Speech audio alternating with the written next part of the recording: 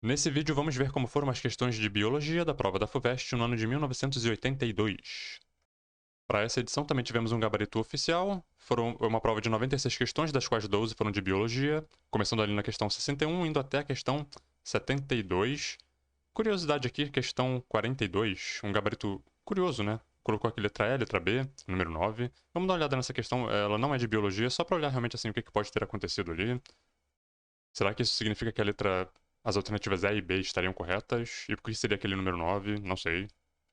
Bom, então aqui está a prova. Como de costume, uma prova de conhecimentos gerais, uma primeira fase de conhecimentos gerais. A prova veio de cara nova nessa edição, né? Veio com uma frente aqui diferente dos outros anos. Nesse número 13 aqui, para cada questão, existe somente uma alternativa correta. Aparentemente não foi o caso para a questão 42. Não deixe nenhuma questão em branco, não serão descontadas as respostas erradas. Como assim não serão descontadas as respostas erradas? O que isso quer dizer? Enfim, ficaremos sem respostas, né? Mas tô só colocando aqui, né, um pouco do que foi essa edição. A questão 42, que lembrando, não é de biologia, é apenas aquela questão que estava lá com aquele gabarito esquisito lá no gabarito oficial. O potencial hidroelétrico brasileiro é avaliado pela Eletrobras em 200 milhões de quilowatts, os quais podem ser ainda ampliados se consideradas as pequenas quedas d'água. Entretanto, em 79, a potência instalada atingia apenas 28 milhões de quilowatts, bem abaixo do calculado, né, do avaliado. Pois há bacias hidrográficas com potencialidade muito pouco explorada, como, se eu não me engano, lá o gabarito da letra E, né? A leste e bacia amazônica, mas também tinha o B lá, bacia amazônica e bacia do Uruguai. Não entendi se aquele gabarito quis dizer que essas duas alternativas estavam corretas. Eu não tenho ideia disso aqui, até porque é do ano de 79, né? Mas mesmo assim, mesmo que fosse atual, eu não saberia dizer. Então vamos ver no chat GPT. Beleza, eu coloquei aqui a questão no chat GPT. Ele resolveu e colocou o gabarito como sendo letra E, bacia do leste e bacia amazônica. Ele fez aqui uma explicação, né? Quem quiser pausar o vídeo aí para dar uma lida. É uma explicação breve, mas detalhada, bem assim, concisa e objetiva. Tem bastante informação, mas é bem resumida. Eu coloquei aqui, faria algum sentido a letra B estar correta? Aí ele disse, sim, faz algum sentido considerar a B como correta. Aí ele fez uma análise aqui também, interessante, né? Falou um pouco sobre a bacia amazônica, a bacia do Uruguai, por que a B poderia fazer sentido. Quem quiser pausar o vídeo aí e ler. E eventualmente ele concluiu que faria sentido dizer que a B também poderia estar correta, dependendo do enfoque. Eu não tenho noção sobre isso aqui, então eu tô apenas colocando aqui como é que a inteligência artificial resolveria esse imbróglio. De primeira ele foi de E, mas depois, quando eu coloquei será que poderia ser a B também, ele falou, ok, poderia também ser a letra B. Enfim. Mas vamos ao que interessa. Questões de biologia, começando pela 61. No homem, e na mulher também, o controle dos movimentos respiratórios é exercido pelo bulbo, que é um componente do tronco encefálico que é responsável ali por essas funções mais basais, mais vitais, geralmente involuntárias. Mas é importante aqui comentar também que você também pode controlar o movimento de inalação, né, de inspiração e expiração. Você pode fazer um controle voluntário desses movimentos também, utilizando outras áreas do cérebro. Mas aquela respiração, aquela ventilação que você faz automaticamente, sem pensar, quando está dormindo, né, é pelo bulbo. Vamos dar uma olhadinha rápida aqui no BER, Neurociências Desvendando o Sistema Nervoso. Esse capítulo 7 aqui, Estrutura do Sistema Nervoso, fala sobre cérebro, cerebelo, tronco encefálico, medula espinhal. Ele tem algumas informações aqui interessantes. Nessa página aqui fala sobre o sistema nervoso central, cérebro, cerebelo, tronco encefálico. Ah, o tronco encefálico, né, é um conjunto complexo de fibras de neurônios, serve em parte para retransmitir informação do cérebro à medula, né, espinhal, e ao cerebelo, e vice-versa, e de volta, né. No entanto, ele também é uma região que regula funções vitais, como respiração, consciência e controle da temperatura corporal. Olha que importante, né. Ainda que o tronco encefálico seja considerado primitivo, no encéfalo de mamíferos, é também a parte mais importante para a manutenção da vida, por conta dessa regulação de funções vitais, como, por exemplo, respiração, né? Pode-se sobreviver à lesão no cérebro ou do cerebelo, porém lesões no tronco encefálico são normalmente fatais. Aqui uma pegada mais anatômica, né? Estruturas do tronco encefálico, falando aqui a superfície mediana do encéfalo, né? Tronco encefálico. Seção mediana do tronco encefálico constituído por diencéfalo, tálamo e hipotálamo, mesencéfalo, teto e tegmento, ponte e bulbo, famoso bulbo, né? A medula oblonga. Então temos aqui, né? A hipotálamo, a tálamo aqui nessa região aqui, certo? Temos aqui o tegmento e o teto nessa região aqui. E aqui ponte e bulbo nessa parte aqui mais de baixo. Aqui então o famoso bulbo raquidiano. Questão 62, uma questão de fisiologia. O que ocorre numa pessoa transportada para a região de altitude? Então você está na região no nível do mar, certo? E você de repente vai para a região de altitude, onde a atmosfera é rarefeita. O que acontece então fisiologicamente com a pessoa? para pensar, você não tem controle para mudar a configuração da atmosfera, certo? Então, lá em cima, o ar é rarefeito, a pressão atmosférica é maior, você puxa menos oxigênio por cada movimento de inspiração, certo? E isso tem um efeito fisiológico, porque você precisa do oxigênio para fazer sua respiração aeróbica. Se você não consegue modificar a atmosfera, você pode modificar a si mesmo. Como? Fisiologicamente aumentando o número de transportadores de oxigênio, que são as hemácias, que vão pegar esse oxigênio atmosférico e vão, através do sangue, né, distribuir, transportar esse oxigênio pelo seu corpo. Então você aumenta em você o número de transportadores, de hemácias. Essa é uma resposta fisiológica à altitude para que a pessoa consiga manter os níveis de oxigenação do sangue para que o metabolismo aeróbico continue funcionando normalmente. Não é à toa que atletas que vivem no nível do mar e vão competir em altitude, eles têm estratégias para poder ir competir lá em cima com quem de repente já é de lá de cima, né? Então eles sobem com muita antecedência, né? Às vezes assim, semanas ou até mesmo um mês de antecedência, para poder se adaptar, se aclimatar àquela condição ali de ar rarefeito. E poder disputar de igual para igual com quem já é de lá de cima, que já tem essa configuração, né, fisiológica adaptada. Mas alguns clubes grandes, por exemplo, o Flamengo, São Paulo, eles às vezes utilizam uma estratégia diferente. Por conta do calendário do futebol que é muito apertado e não permite que um time disponha de um mês inteiro para poder deixar os atletas lá se adaptando, qual é a estratégia deles? Chegar na hora do jogo, eles chegam em cima da hora do jogo. Porque tem um tempo, né? Até você começar a sentir os efeitos da montanha, da altitude, né? Tem um período ali de algumas horas. Então, se você chegar em cima da hora do jogo, você, tecnicamente, ainda está ali imune, ainda não vai sentir fisiologicamente os efeitos da altitude, por algumas horas. Então você tem ali um tempo, o jogo de futebol dura 1h30, né, 90 minutos, mais ou menos. Enfim, então eles estariam ali ainda capazes de ter um rendimento ali aceitável. Pelo menos sem sentir os efeitos mais agudos dessa altitude, que eles chamam de mal agudo da montanha. Quando você põe o pé nessa altitude, na hora você começa a ficar ofegante, começa a hiperventilar, né, aquela coisa ofegante. Você não percebe isso, né? Você faz isso meio que automaticamente. Com o tempo vai passando, vão vindo os sintomas disso. Dor de cabeça, intensa, náuseas, ânsia de vômito. E aí, esses efeitos aqui acabariam por atrapalhar o rendimento desses atletas, né? Muito mais do que a própria pressão e que o próprio ar rarefeito. Então eles dizem que quanto mais você sobe, menor é a densidade do ar rarefeito, né? Aí afeta a captação de oxigênio no seu alvéolo pulmonar, porque a pressão do oxigênio cai, enfim. Então, para mostrar como, né, que as diferentes estratégias podem... Claro que isso aqui não é a melhor estratégia. Eu acho que a melhor estratégia é você subir antes para se aclimatar. Isso aqui é por conta do calendário do futebol, que é muito apertado, e os times não podem dispor de um mês para ficar lá de férias, né, se adaptando ao clima da montanha.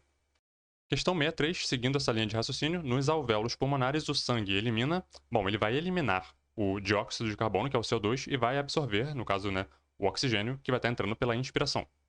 Você vai inalar o ar atmosférico, rico em oxigênio, né? Você vai captar esse oxigênio pelas suas hemácias, pela hemoglobina, né? Nas hemácias, sendo transportado pelo seu corpo inteiro.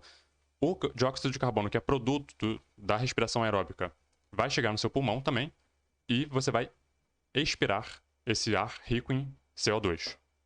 Questão 64 tem aqui um esqueminha. Aqui no centro a gente tem um composto orgânico, matéria orgânica, né? E tem aqui um ciclo, né? Aqui em cima ele está na forma de CO2, gás carbônico. E o que está acontecendo aqui? A via A, a coisa A aqui, é água interage com A e vira oxigênio. E, eventualmente, composto orgânico. Então, você transforma CO2 em composto orgânico, utilizando água, tendo oxigênio como produto. Isso aqui é a fotossíntese. O B, o processo B, o composto orgânico interage com o oxigênio, formando CO2, gás carbônico e água. Isso aqui é respiração aeróbica, é a quebra, é a oxidação do açúcar, né, do composto orgânico, para a produção de ATP, energia para o corpo, utilizando oxigênio, então respiração aeróbica, certo? Produzindo água e CO2. Então, aquilo que a gente acabou de discutir ali em cima, você absorve o oxigênio na inspiração, certo? O ar rico em oxigênio, e você expira o ar rico em CO2, produto desse processo aqui, né, do B aqui, que é a quebra, que é a oxidação do açúcar. E daí? No ciclo do carbono esquematizado acima, do qual participam fungos e algas pardas, qual que seria aqui a alternativa correta? Gabarito letra C. As algas pardas realizam a etapa A fotossíntese, porque elas têm clorofila, elas fazem fotossíntese, e também a B, porque elas também realizam respiração aeróbica. Assim como as plantas, que também fazem fotossíntese e também fazem respiração aeróbica, portanto também fazem, né, o processo A e B. As outras alternativas brincaram com isso, né? A letra A falou que as algas apenas realizam a etapa A, não, elas também realizam a B. A letra B falou que os fungos realizam apenas a etapa A. Então, os fungos não fazem fotossíntese, né? Eles são heterotróficos, eles utilizam matéria orgânica para a obtenção de energia, não produzem o próprio alimento. Portanto, a letra D também estaria errada, porque diz que os fungos também fazem fotossíntese além da respiração aeróbica, o que está errado. E aí falou que as algas pardas realizam apenas a etapa B. Não, elas fazem fotossíntese, portanto, apenas a C estaria realmente correta. Questão 65, em regiões de clima temperado, então aqui a gente está pensando no ambiente temperado, tá? Esquece ambiente tropical.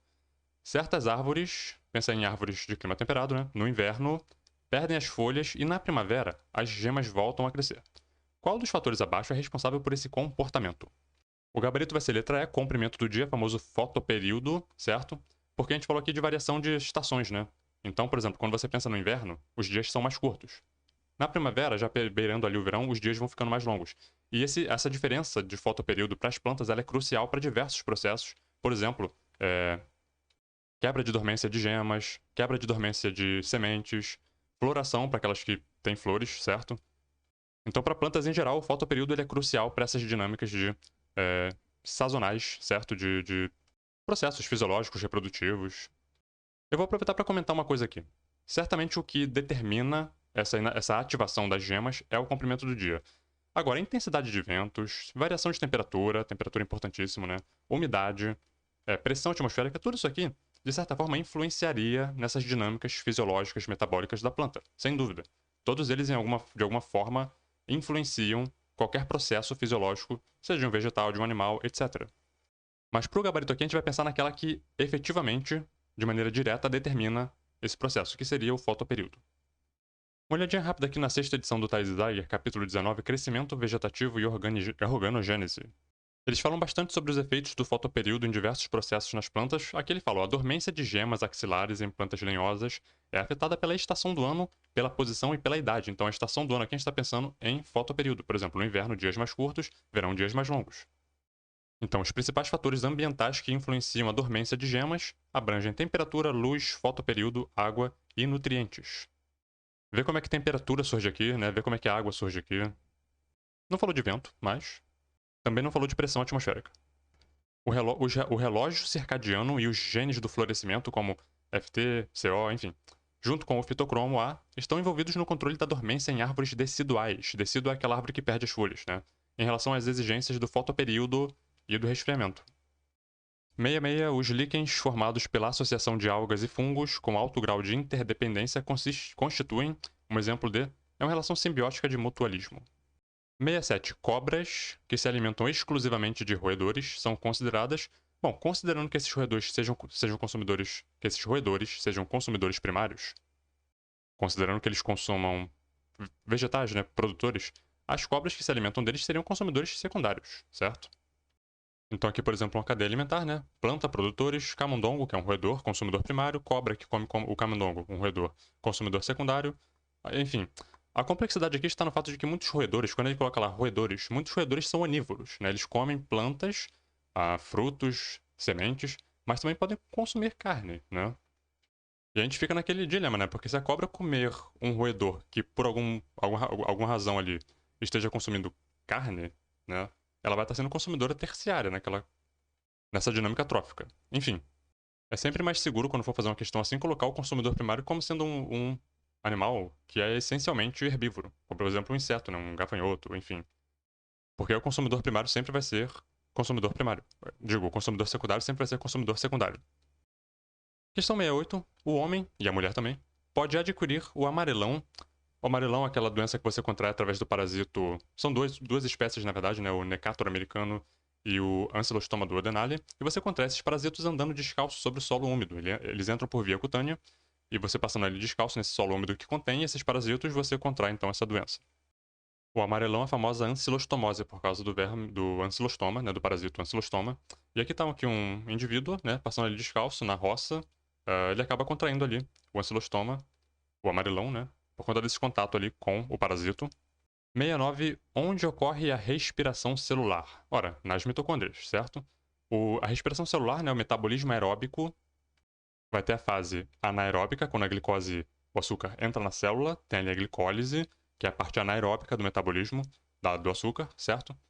Eventualmente gerando ali piruvatos que vão para as mitocôndrias, e lá dentro das mitocôndrias, o acetil-CoA, certo? Vai abastecer o ciclo de Krebs, que é uma etapa já dentro das mitocôndrias, que vai, por sua vez, abastecer a cadeia transportadora de elétrons, né, a parte fosforilativa do metabolismo aeróbico, que depende do oxigênio lá no final como aceptor final dos elétrons que vão passar ali para a cadeia transportadora, certo? Tudo isso para, no final das contas, render ATP, energia, né? E os subprodutos água e CO2, que são produtos, né, desse metabolismo. Então, repara que o metabolismo do açúcar ele tem a fase anaeróbica, que é a glicólise, mas tem a fase aeróbica dentro das mitocôndrias, que vai precisar ali depender do ciclo de Krebs e, fundamentalmente, ali da cadeia transportadora de elétrons, que é onde o oxigênio participa como aceptor final desses elétrons, para que seja formado ali ATP, energia. 70. Em um indivíduo daltônico do sexo masculino, o gene para daltonismo encontra-se. Geralmente, quando a gente discute daltonismo nessas questões, ela é daltonismo ligado ao cromossomo X, X recessivo, certo? Herança de X recessivo.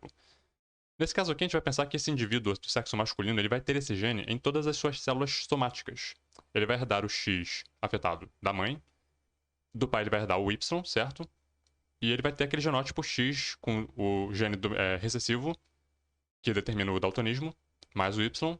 Como ele é hemizigoto, ele não tem uma cópia do X dominante num outro cromossomo X, ele expressaria sempre a característica. Uma mulher que teria ali os dois cromossomos X, via de regra, ela pode ter, né, uma cópia dominante e então não expressaria a característica no fenótipo. O homem sendo hemizigoto, ele não conta com essa opção. Se ele tem o X recessivo, ele vai expressar a característica ponto final. Agora, repara que ele também falou que em todas as células gaméticas. Não, esse homem ele vai formar gametas X e gametas Y, porque aqui a gente está pensando em cromossomos sexuais, certo? Nos gametas X que ele formar, ele vai ter ali a cópia do gene. Já nos gametas Y, ele não vai ter esse gene. Então, não seriam em todas as células gaméticas. 71. Um homem tipo sanguíneo AB, então ele é A, B, a gente sabe o genótipo desse cara aqui, ele é A, B. Casa-se com uma mulher do tipo B. A gente não sabe se ela é homozigota ou heterozigota. Ela é do tipo B. Pode ser B homozigoto ou B heterozigoto. Esse casal tem 3 filhos com os tipos sanguíneos A. Então, desse casal AB-B, surgiu um filho A, um filho AB e um filho B, ok? Os genótipos do pai e da mãe seriam, respectivamente, então, a gente sabe que o homem é AB e a mulher é B. Então eu fiz aqui um cruzamento considerando um homem AB e uma mulher B homozigota. Repara que a prole surge aqui em indivíduos AB, 50% AB, e 50% tipo B. Não surgiu nenhum indivíduo aqui, né, na prole, com sangue tipo A. Então esse cruzamento aqui não funcionou. Já se a mulher fosse B heterozigota, um homem cruzando com um homem AB, surgem filhos aqui na prole. AB, ok, né? A questão lá falou sobre indivíduos AB, A, heterozigotos, e B, tanto homozigotos quanto heterozigotos. Então esse cruzamento aqui funciona para aqueles genótipos que surgiram lá na questão, na prole desse casal. Então aqui a gente vai marcar a letra B, um homem AB e a mulher B heterozigota. E por fim, questão 72, sementes de uma planta com o número cromossômico 2N igual a 24 foram embebidas em uma solução misteriosa. Após a germinação, as plantas apresentaram 48 cromossomos. Houve então ali um aumento da ploidia dessas plantas. Pode-se concluir que essa solução continha colchicina, e se você assistiu o primeiro vídeo lá da playlist, né, já tinha lá uma questão sobre isso aqui, aumento de ploidia utilizando colchicina, eu discuti isso lá, coloquei lá um texto super legal explicando esse assunto aqui. Basicamente é isso. A colchicina é utilizada em experimentos ali de aumento de ploidia em plantas. E com isso ficamos por aqui. No próximo vídeo vamos dar uma olhada na edição de 1983. Até lá!